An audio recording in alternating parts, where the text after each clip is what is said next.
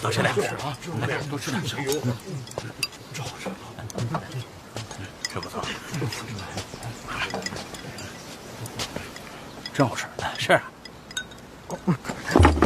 大人，大人，这个肉它可不是别人孝敬的啊，这个是咱们监察院医处自己花钱买的，这名正言顺。那给您弄点。不用，大伙好好吃啊，吃饱了好当差。什么东西？就是这什么了不起？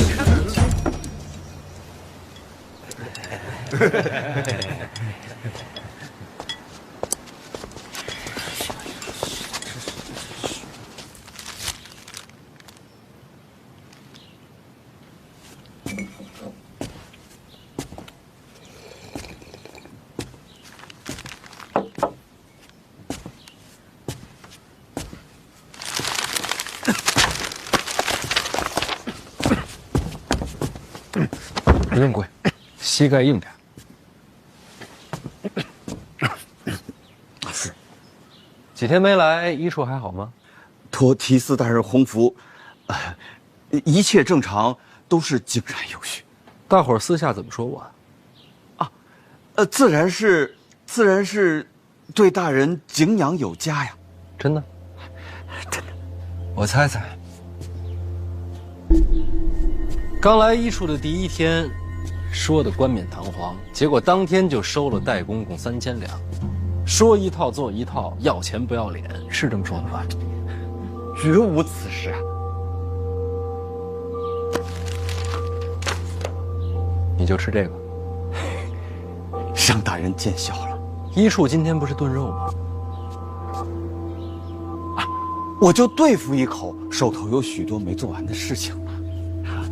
听说医处炖肉的钱是从官账上出的，自然，大人训诫之后，谁还敢瞎收礼呀？那这肉钱是哪儿来的？哎，不是大人说的从账上出的吗？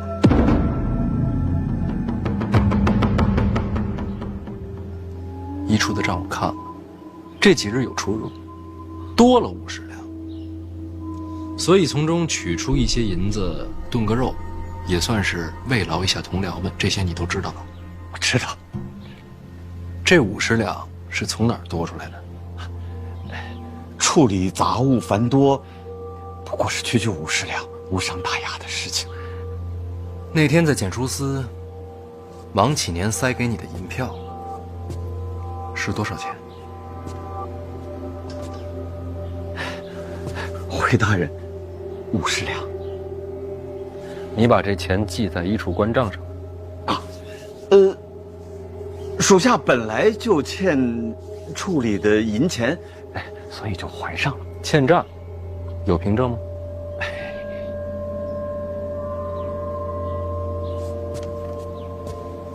这几日我看了你的文档啊，邓子越，检书司这么多年送来的云梦鱼，你是一条也没拿过。大人，属下是不爱吃鱼呀。哦，既不爱吃鱼，也不爱吃肉，是吗？医处今日炖肉，可以说是用的你的钱。你自己在这儿啃这个，怎么着？嫌这钱脏？属下不敢。有什么不敢的？你也不是1次2次了。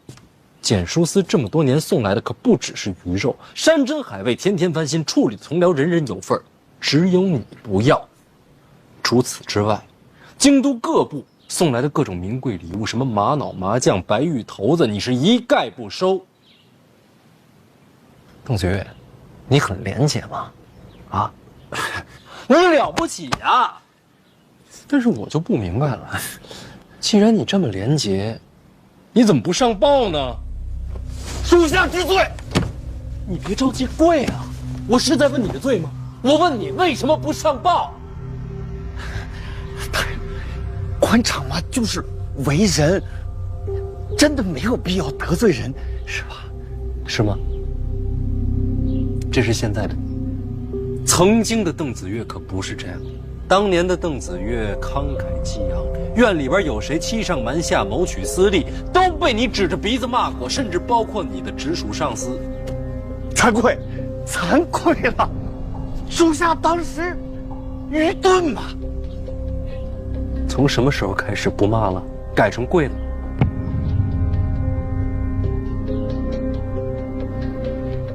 回大人，我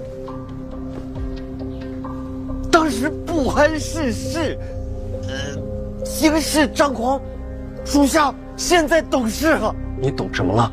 属下懂得，做官不可特立独行，该当与光同尘的。与光同尘呐，那鱼你就应该拿呀！与光同尘，啊，衣服都穿不起了是吗？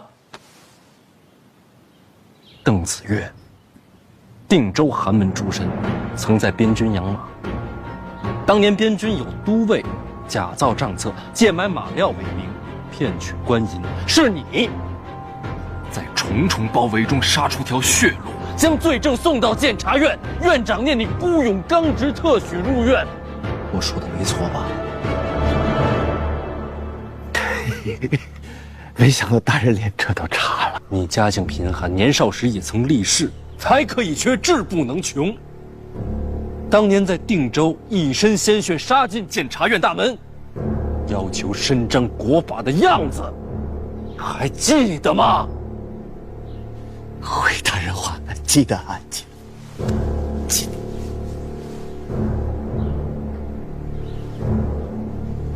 那你现在是不是觉得那时候很蠢啊？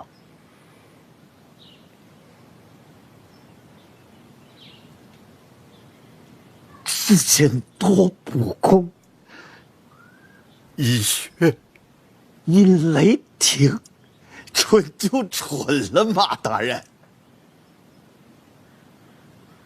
好一个蠢就蠢了。邓子越，是什么把你变成现在这样？腰也弯了，膝盖也软了。不知当年的你看到现在的邓子越，会不会大哭一场啊？大人，做官嘛，人情世故嘛，大人，是吧？我知道，曾经你有机会可以升任副主办，结果就因为仗义直言，一降再降，最后被贬成了一个毫不起眼的小主播。这么多年，所以你服软了？服，早都服了。那你软就软的彻底一点啊，邓子越！不是与光同尘吗？都已经这样，50两银子有什么可值得上报的？送到门口的礼物有什么不能拿的？既然这样，还守那点规矩干什么？你是想给自己留点脸面，还是想别人夸你有气节？我问你话呢！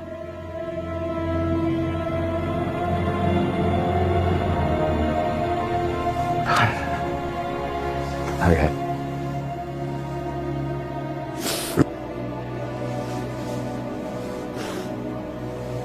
你看我这个样子，早就没气节了。我邓子越只求一个独善其身嘛。啊，独善其身就好了嘛。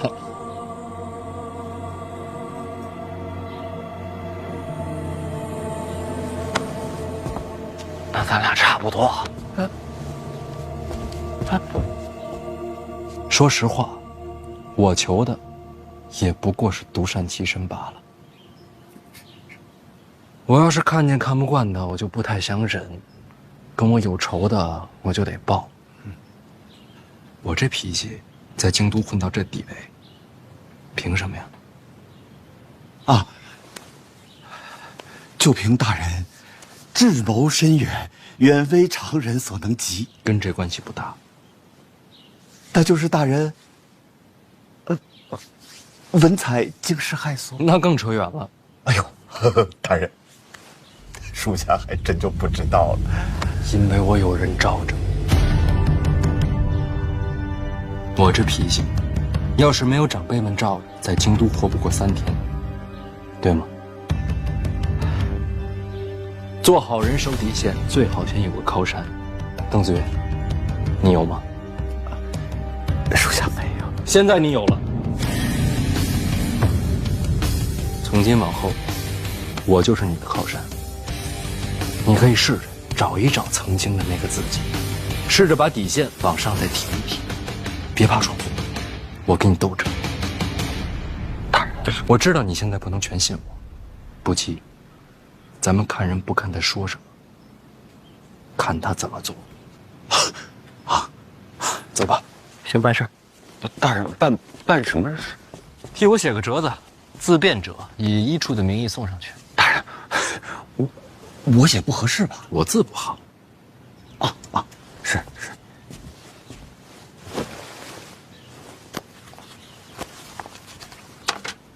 不用研墨，直接写。啊，大人，这一点残墨只够写几个字的呀？够了。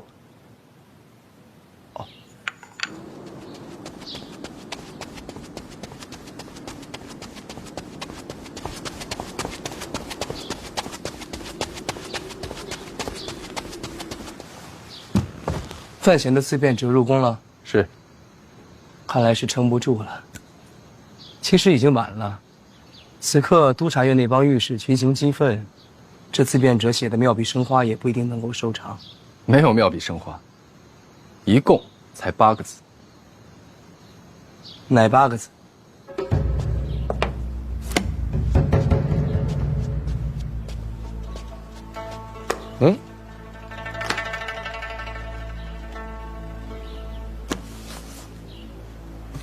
范闲自辩者，奸臣当道，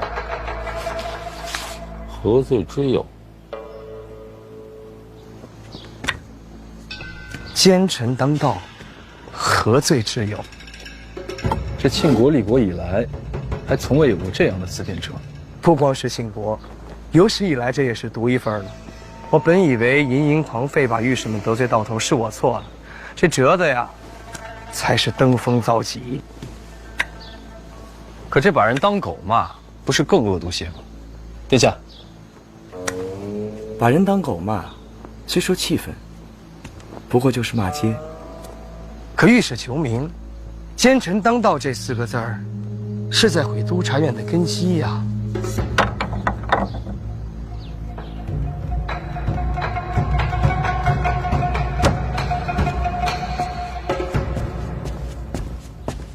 欺人太甚！这字写的不错，是他写的吗？应该是监察院医处代笔。我说呢，是先啊，丢人呐！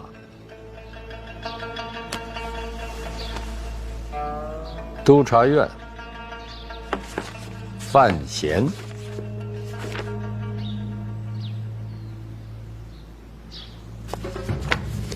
互不相让，那就殿前对质吧。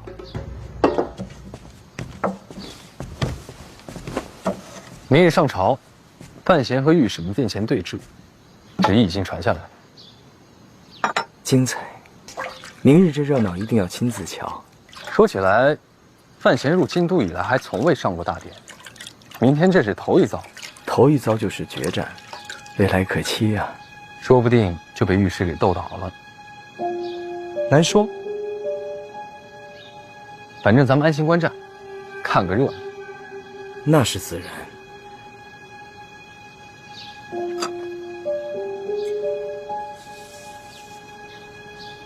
毕安，在。抱月楼的卷宗准备好，明日我带上殿。殿下这是要帮着督察院裁死范闲？有备无患。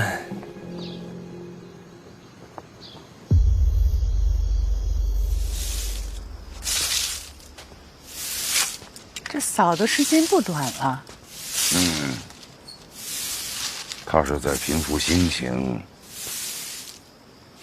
明天范闲好歹第1天上朝，真要闹得不可开交，老爷您照看着点儿。我管的是户部，他与督察院的纠葛，我不好介入。管他什么部呢？你们都姓范，督察院那么多人，范闲就一个，这怎么斗呀？你不明白，明天上殿我不好开口，不然的话，反而对他不利。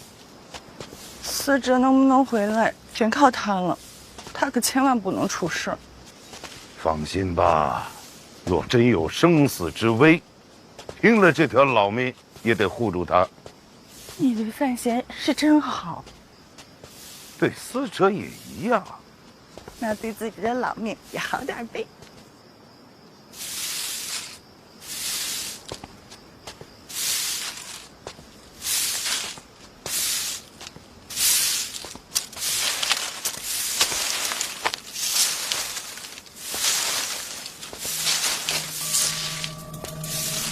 我要是一直看不见你，你就一直站在上面。怎么不让下人动手？自己有手有脚，不麻烦别人。院长让我转告，你让严冰云查的结果已经到了院长手上，请小范大人明日安心上殿。替我谢谢小燕。小范大人，请问府主武大人回京了吗？这也是院长让你问的。我自己想问。我不知道。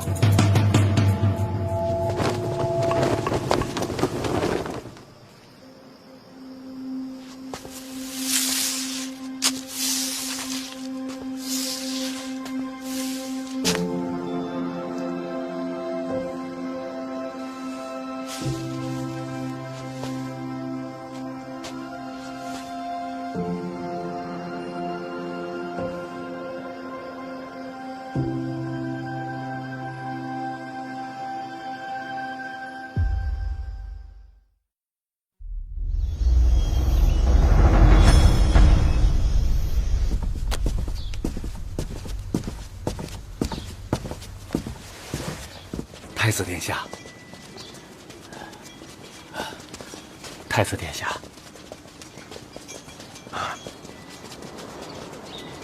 太子殿下，太子殿下怎么在这儿站着呀？等你啊！啊，专门来看我笑话。你何必呢？没懂。知道为什么没有人愿意跟御史为敌吗？这些文人言客，你跟他们比，赢了没好处，输了万劫不复。为什么要跟他们一般见识啊？没准过一会儿我们就化敌为友了呢。那我就把脑袋拿下来给你当球体。太子不必如此客气。总之一会儿多加小心，实在不行先退一步，我帮你求情。那倒不必，不过我确实有一事相求。说说。太子殿下也知道，今日是我首次上朝，对于这些什么礼仪啊、规矩啊，完全不懂，得找个人教教。哎，辛大人，正找您呢。是吧？哦，辛大人，此事必须得再跟您说说。秦雄，过来过来。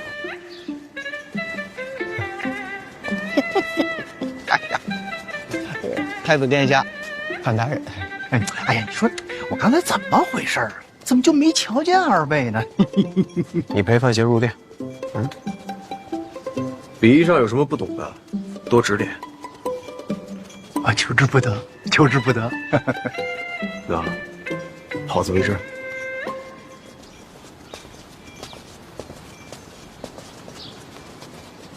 辛大人，范大人，怎么不找我喝酒啊？哎呀，公事繁忙啊。哦，辛大人辛苦。哎，要是实在太累了呀，可以告病休假几天嘛。哎，有道理。就是说的太晚了，殿下都走了。那几个人怎么一直盯着咱们这边啊？那几位啊，就是督察院御史。哦，原来如此。哎，那他们怎么一直瞪着你啊？你跟他们有仇？哎，这还俩人。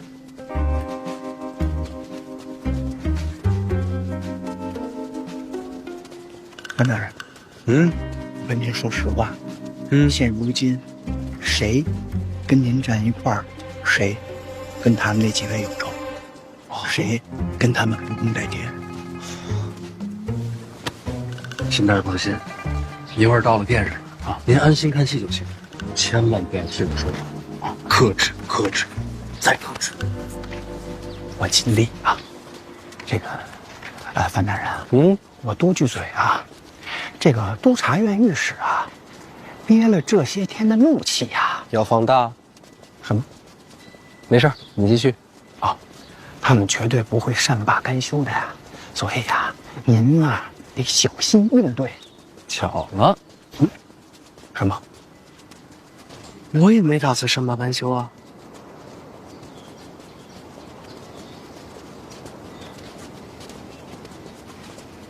秦大人，你说，今天来这儿的，有多少人是准备看热闹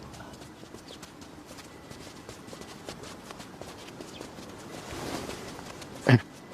恐怕都是。那要是看热闹的人自己成了热闹呢？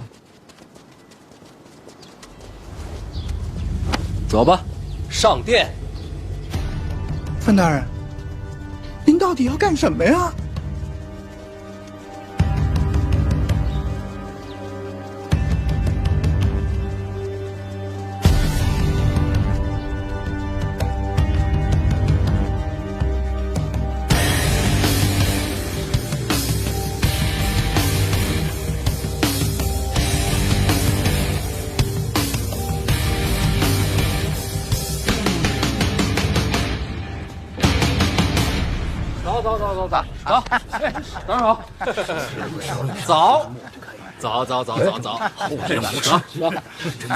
走啊，各位同僚，走好。范大人，陛下没到。哎，你看没？你看这一片没？都是文官站的地方。哎，待会儿啊，您呢就站那儿去，站那儿。哎，我呢站那儿。你先过去啊。这不还没来呢吗？聊会儿。聊会儿呢。早上吃的什么呀？啊，西市那肉饼不错。哎，我瞧着这好像也不是最大那个店吧？还需等陛下。没错。陛下呀，嫌那个正殿啊太大了，人又站不满，说话又听不清，所以上朝呢就换这儿啊。原来如此。那我先过去了。哎。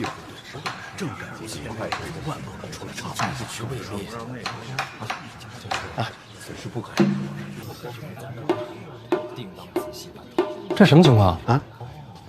陛下给赐的罪。太子都站着呢，他谁呀？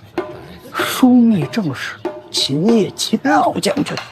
枢密正使啊，军方第一人。可不，咱们秦国所有的兵将都归秦老将军调遣。没穿盔甲？有不少，这不上朝呢吗？哎，那另外这把空的椅子后头又是哪位啊？啊，别，不至于啊，不至于。不容易。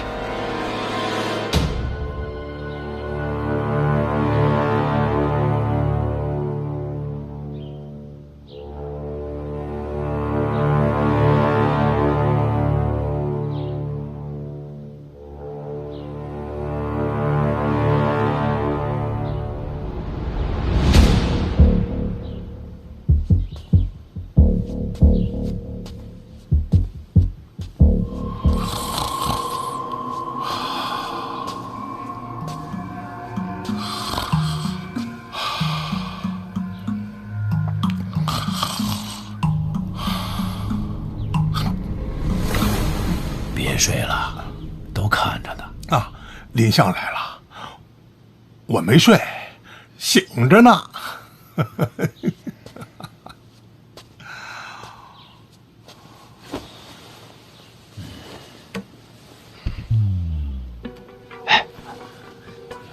我们家世伯这么威风，100万之首啊！范大人，你看我这是我的位置，我就站这儿了。您的位置在那儿呢，您站那儿去，我就不陪您了啊。哎，龙椅呢？啥？怎么不是龙椅啊？这拽我吧！陛下嫌这个龙椅啊硌得慌，就给换了。我这么任性？哎呀，小点事儿。陛下说了啊，什么椅子不重要，重要的是得看谁坐上去。哎，陛下这话说的有点道理。陛下的话都有道理。哎，所以说起来，这殿上除了陛下以外，能坐的只有这2位，3位啊，这不是2把椅子吗？确实是3位。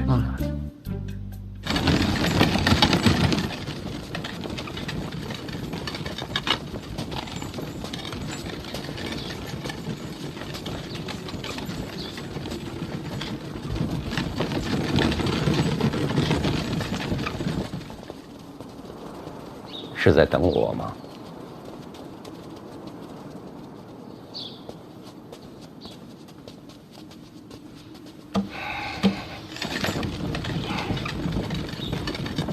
你们闹的哪一出？此话怎讲？范闲的思辨辙是不是你教他的？孩子自己的主意，你就没煽风点火？真没。你说的话一句都不能信。你也知道，待会儿殿上我这身份不好开口，可督察院那边怨气又重，你等会儿护着点儿。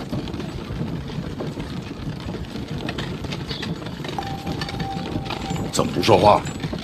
没法说，一句话都不行。你少来这套！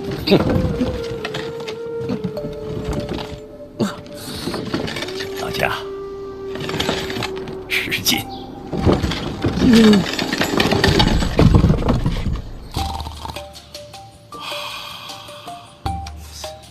这秦老将军一直这样？哎，咱别拿老将军打趣行吗？我就问问他们，这也不行。范闲，是我，您是？我读过你的诗集，也欣赏你的文采。不是我写的。我知道，仙人入梦，传你诗文。也不是什么仙人，是另一个时代。读书人应该知道克明俊德，你怎么不明白这个道理呀？不管你身后有何依仗，不管你的文采有何经验，我今必正国法，扫除奸佞。阁下是？这位便是左都御史赖明成。殿下，赖大人是督察院第一名士，人品学识都令人钦佩。赖大人留着点力气太合适。殿下见笑了，孰忠孰奸，一会儿便见分晓。哎，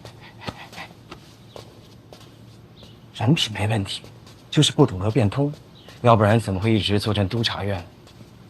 哎，今日打算如何应对啊？臣是老实人，自然老实应对。老实人，老实人好。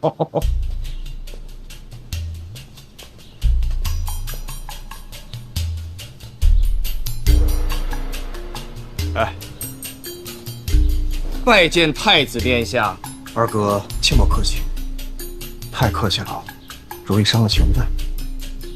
殿下这话说的我心里暖洋洋的。别烫着就行。这句话又凉了，凉这么快吗？与太子共勉。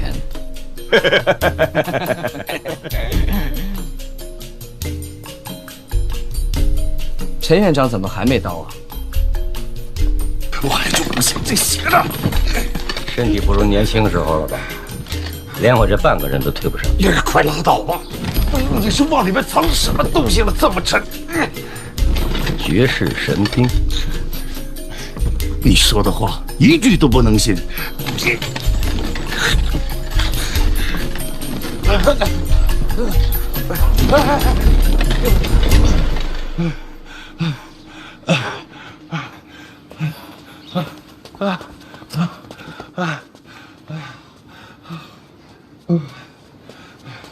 不行，我得去找个人帮你吧。你等等。不用了，先知道。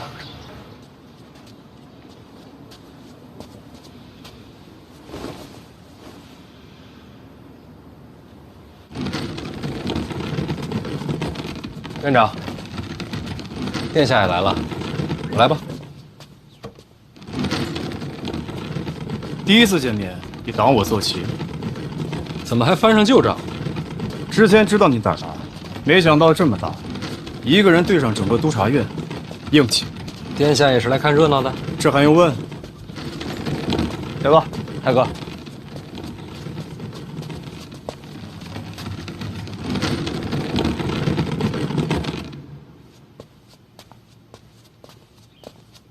您怎么一头汗啊？待会儿可别动手。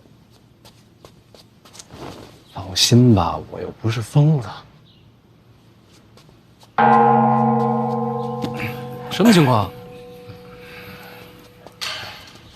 陛下马上就到了，麻烦大人你赶紧回到你自己的位置上去，记着千万别乱动啊！哎，这一共敲几声啊？哎，行，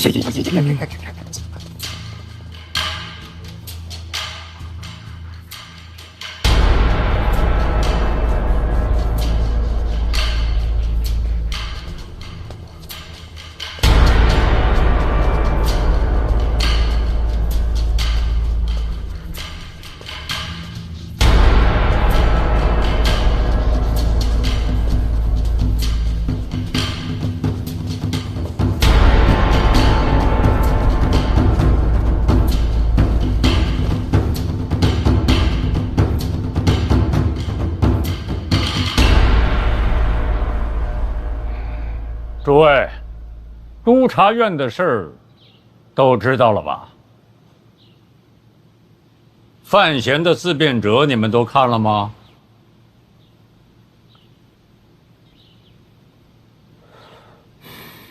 没看。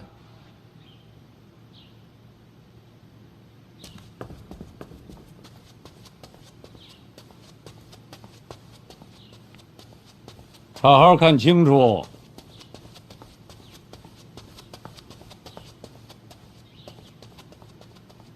都看清喽。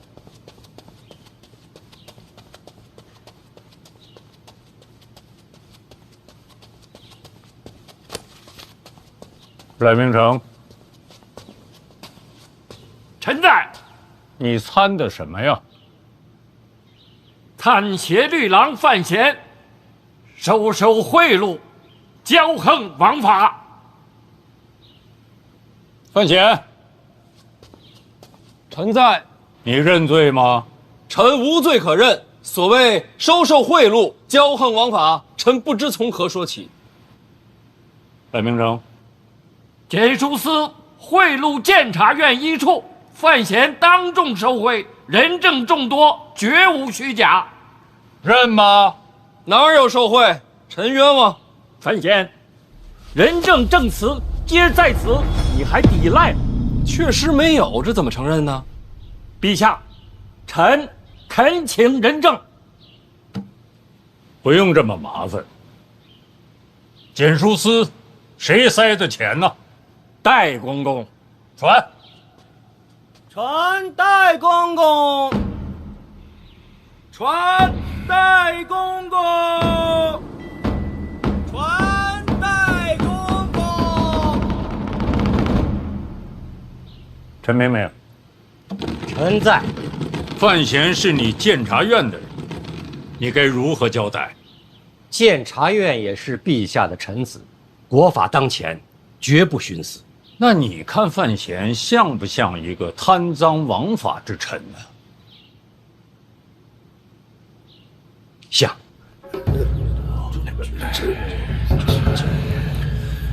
不瞒陛下，臣主持监察院以来，看谁都像是不法之徒。你听听，这说的什么话？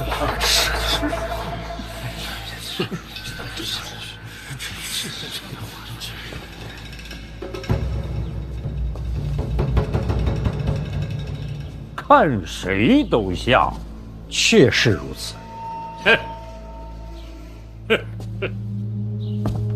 让朕来看看。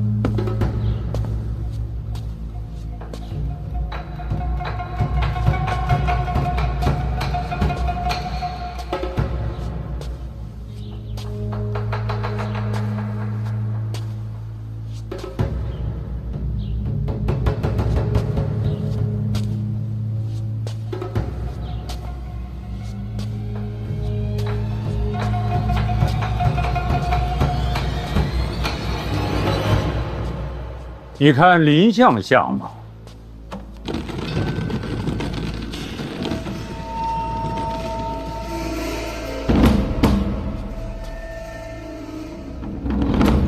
更像。林相怎么会是不法之徒？这个成熟。陈院长，好眼光。老衙混话，您多担待。林相。陈院长，不过跟你开了个玩笑。臣喜欢玩笑。你们俩都跟范闲太亲近了，说话不算数。秦将军，臣在。你觉得范闲像贪赃枉法之臣吗？陛下，臣只知道带兵打仗，别的一概不懂。不过，臣觉得他不像。为什么？范闲出使北齐，在北齐王城升我大庆战旗，就连我们这些当兵的看着都觉着过瘾。确实，没错，我也听说了。是。这样的风华少年。不像是坏人。多谢秦老将军。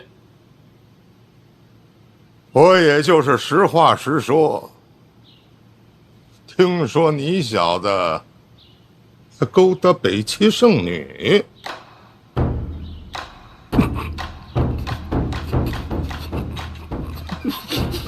长脸。秦老将军。这些可都是谣传呐！啊，也可能有啊。师傅，真不是。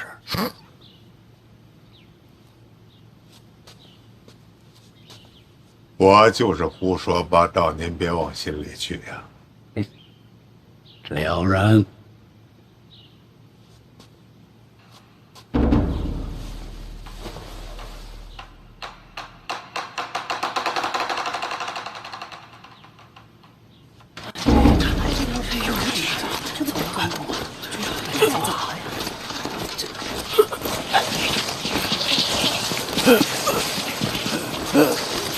我鞋掉了，让我穿上鞋再上殿吧。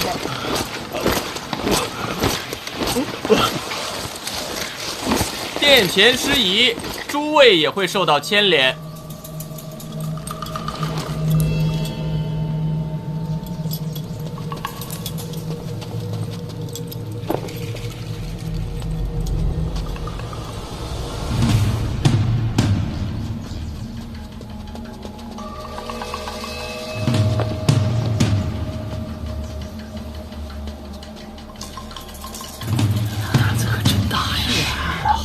这都敢呢？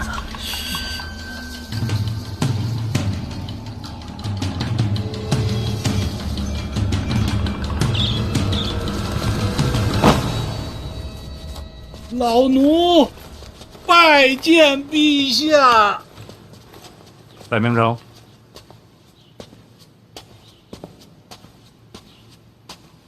戴公公，请看。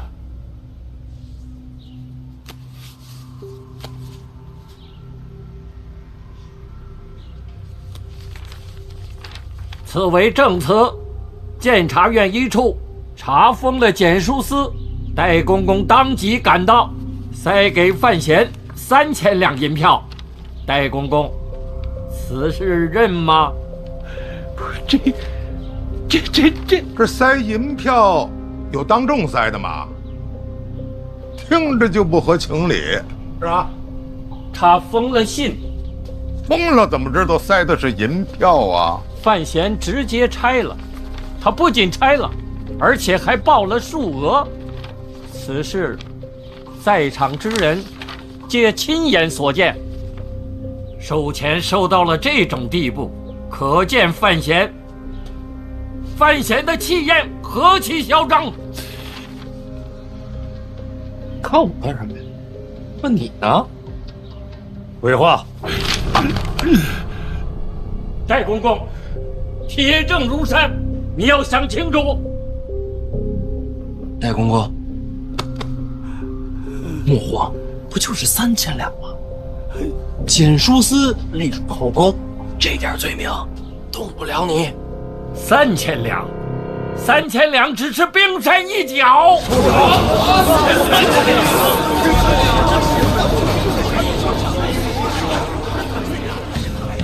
陛下，我督察院近日上下进行细查，也是简书司作恶多端，轻易就查到了罪证。据查，历年来简书司压榨菜农，无所不用其极。就是这位戴公公，他在城外的私宅就不止1、2处，他还利用菜价设下圈套，好些菜农被逼至卖儿育女，甚至把自己的亲生女儿送进了青楼。如此恶行，天怒人怨，百姓私下里称简书司为血肉司。呸！赖御史倒是慷慨陈词，只是不知这罪证可否扎实啊？证据确凿，请陛下过目。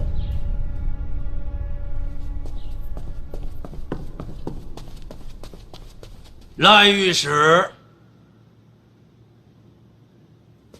林相，我大庆法度森严，刑部、大理寺乃至府衙各掌其职。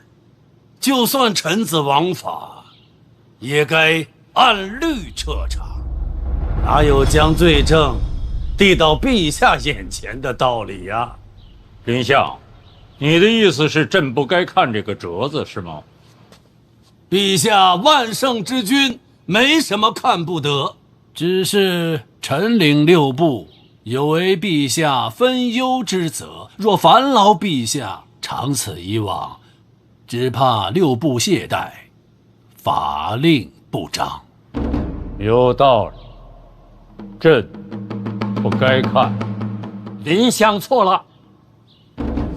第一，简书司隶属后宫，自当盛采；第二，我督察院有弹劾百官之责，将罪证呈于陛下，不算逾越。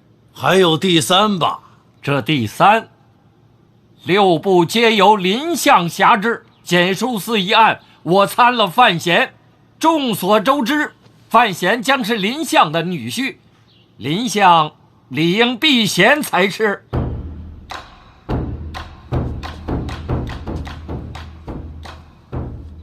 赖御史，怕我徇私？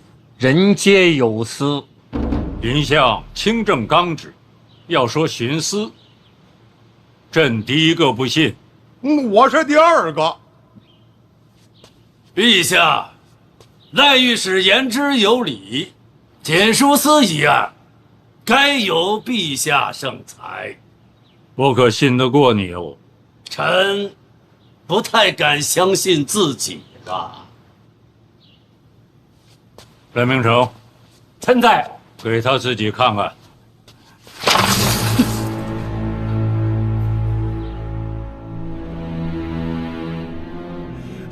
老奴错了，陛下开恩呐，老奴愿倾家荡产，将功补过。陛下，他认罪了。灰飞烟灭。押此进。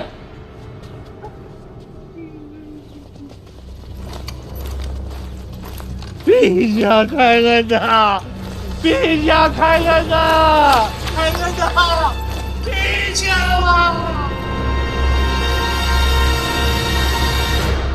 范大人，眼见如此下场，你有何感想？这个姓戴的真不是个东西。赖御史为民除害，百姓会记住你的。到了这一步，你可认罪？我何罪之有啊？你敢说那3000两你没拿？那倒是拿了，这就是认了。哎，等等，赖御史的意思是说，这3000两我拿了，就是受贿？你敢说不是？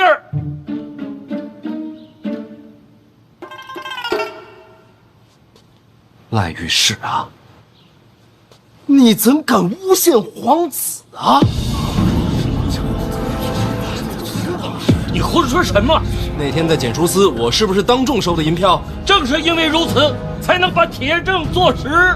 那我问你，殿下是不是也在？殿下也在。殿下是在的。我若有违国法，那事情过去这么多天，殿下因何不参我？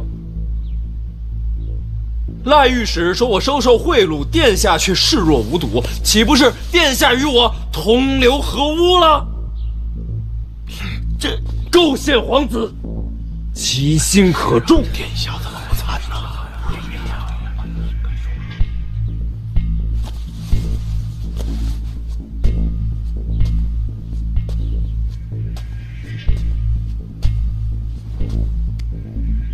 儿臣当日的确是在检书司。你看到他拿钱了？看见了，正如赖御史所言，收这3000两与国法不容，儿臣本该参范闲一本。那怎么没参呢？因为我相信你。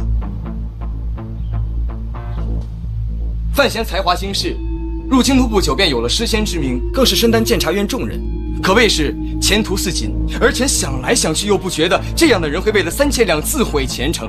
如若他私下如此，儿臣知道了必定参他一本；可他当众收钱，就有些匪夷所思了。儿臣以为他定是另有所图，因此也就试着再等等，再看看。说得好，殿下方才所说的，正是我想说的。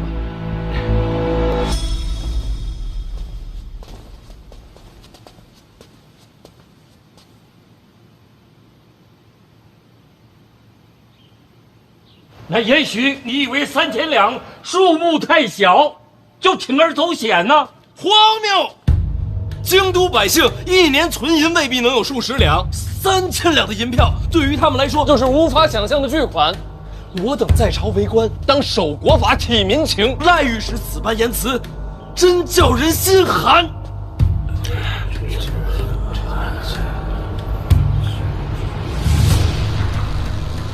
那可是这3000两你收了呀？是啊，你真的拿了？对呀，赖御史钓过鱼吗？没有鱼饵，鱼会上钩吗？你故意收贿赂，是让检书司上钩。实不相瞒，检书司种种恶行，我也早就看在眼里。为国除奸这想法与赖御史不谋而合。心有灵犀，说的就是咱们俩。你们看。范大人真是巧舌如簧啊！事实就是如此啊。那你说你也在查检书司，可有实证？3000两银票一拿到就转交给陈院长了。要查检书司的想法，也和院长说过。当真？当真。这不就成了个误会了吗？本来就是个误会。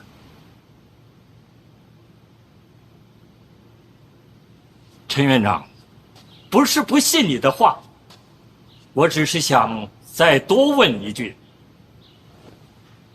范大人，既然你说是误会，当初我等众卿在参你的时候，你为什么不在自辩折上把事情解释清楚？赖大人，哪敢在那上面解释啊？为什么？一个小小的检书司怎么会有那么大的胆量？这朝堂之上贪腐之辈可不是一个两个。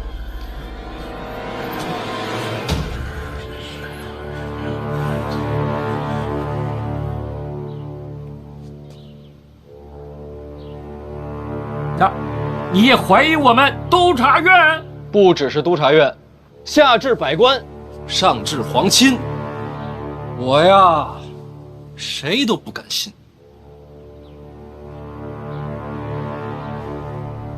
既然是查贪，那3000两银票收了这么久，为什么至今不见下文？要不是我们督察院，恐怕检书司到现在还会安然无恙。是我犹豫了。犹豫什么？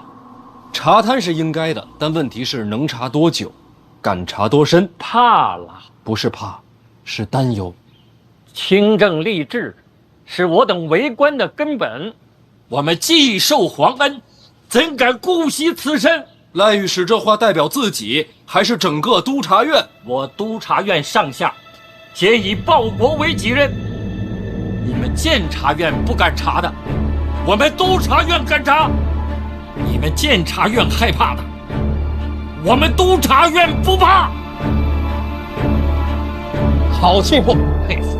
你听听，你听听，陈明明，老臣惭愧呀。这些年来，监察院确实有所懈怠。你要给朕一个交代。陛下，这段时间，各路府衙查出了一些贪官，有些牵扯狡猾。本来想放一放，今日看来，如此责任，应该交到督察院手中。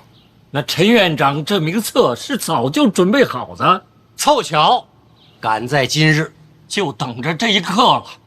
督察院若不愿意接，我们监察院也不强送。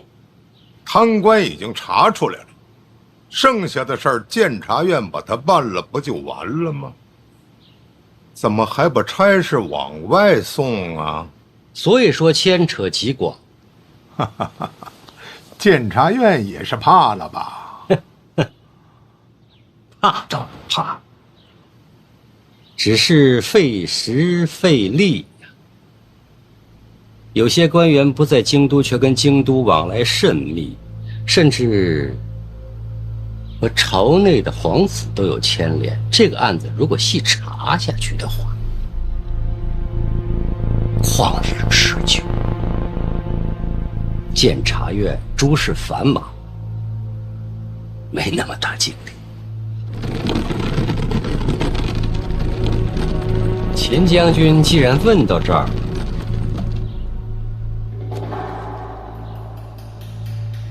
是不是要看看这个？别，本人不识字，也看不懂，不看。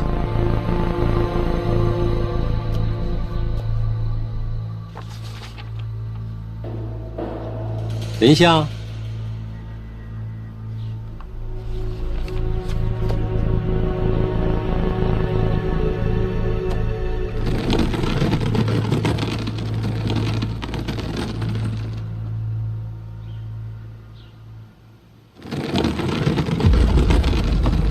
无人敢接。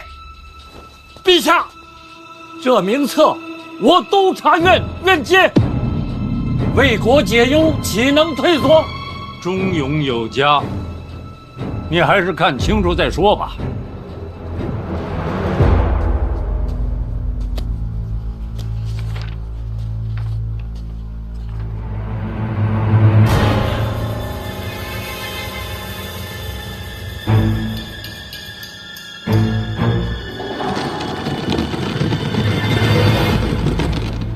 陛下，臣忍不住有话说。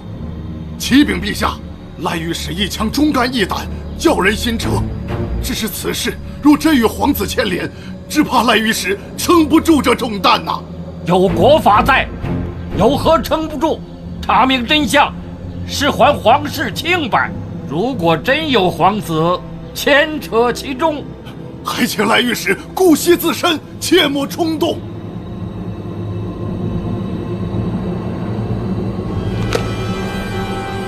陛下，如果真有皇子牵扯其中，我督察院也要彻查到底。天降御史，不畏宗亲，为我庆国铲除奸佞，清正吏治，此乃庆国之福啊！天降御史，庆国之福啊！陛下，赖御史真乃国之干臣，臣愿收回送给督察院那幅字。你想收回来就收回来吗？臣向督察院低头认错。哎，范闲，在。你的自辩者里写着现在奸臣当道，朕想问问你指的是谁呀？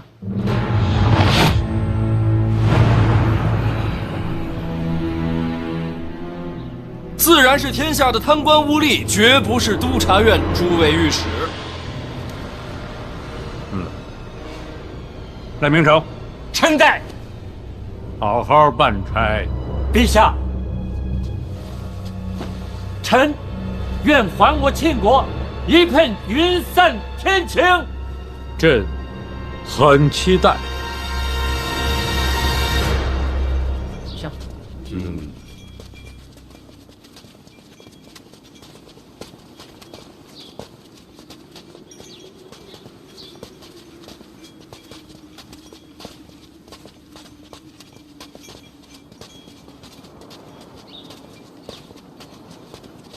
我来扶世伯，也没这么老。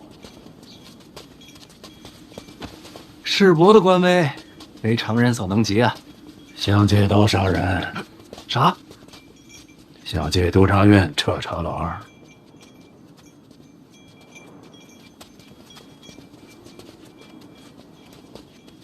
终究是瞒不过世伯。是陈萍萍教你的？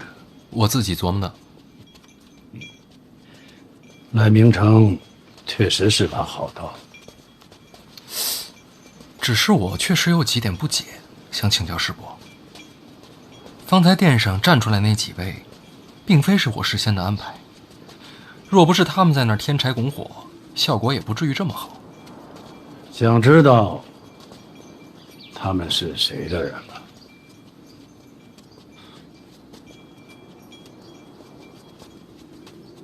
是您的安排。可是您怎么事先知道我要针对老二呢？这么多年的相位，倒也没有白做。这几位站出来，不会牵连到世伯吧？谁说那几个是我的人啊？不是。那是谁的门下？二哥，二哥怎么办先？太子有何吩咐啊？今日这朝堂可真是热闹，二哥觉得呢？赖御史够硬气。这么多年，这督察院都可有可无的，这些御史也都憋坏了。要不然也不肯接着查贪的差事啊。不过话说回来，查贪终归是好事，只要不是私怨，就是好事。私怨从何说起？莫非今日这贪官名册，二哥猜出来都有谁了？不知道。还是应当自省其身啊！咱们做皇子的，应该注意那些走得近的官员，不能丢了皇室的颜面。你说是吧，二哥？太子这话可真讲究。我也是刚刚有感而发罢了。你看刚刚跳出来那几个说天降御史的，个个慷慨激昂，为官者态度如此鲜明，实属少见啊！这说明什么呀？查贪是民心所向，众望所归。怎么了？佩服。何以见得？对着厨子摔碗，太子这手段犀利。什么厨子？太子教诲，臣定当谨记，一刻也不敢忘。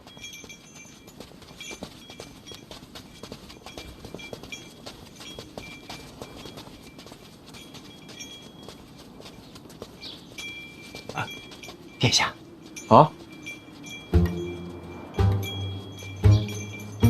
咱们接下来是不是得帮着赖御史一些？咱们什么意思啊？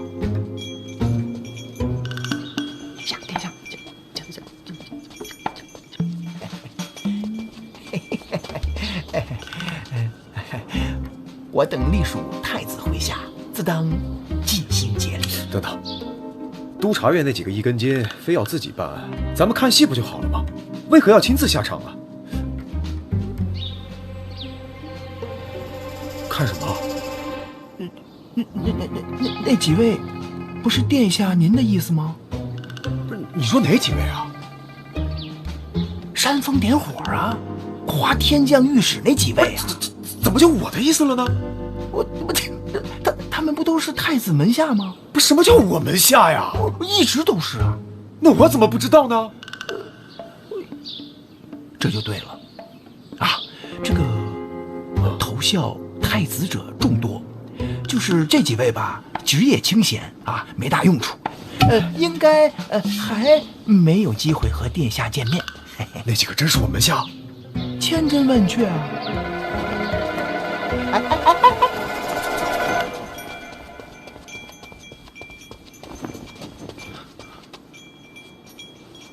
他们为何跳出来？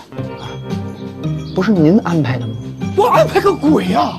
他们为什么在那个时候跳出来啊？怪不得又是厨子又是饭的啊！厨子？什么厨子？简书司的。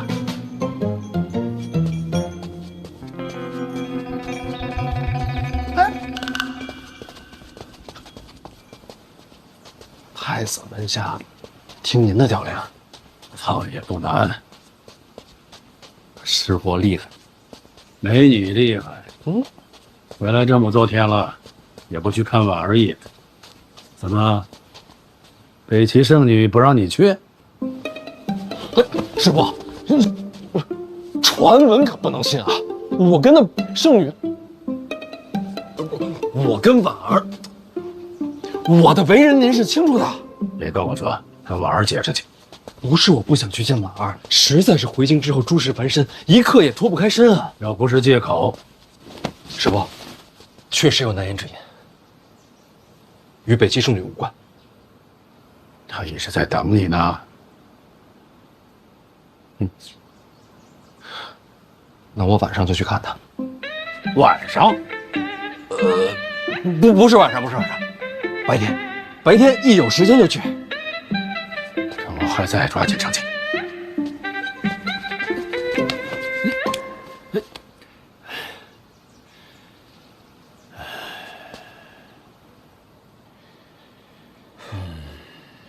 吓我一跳，您这身子骨可比我硬朗。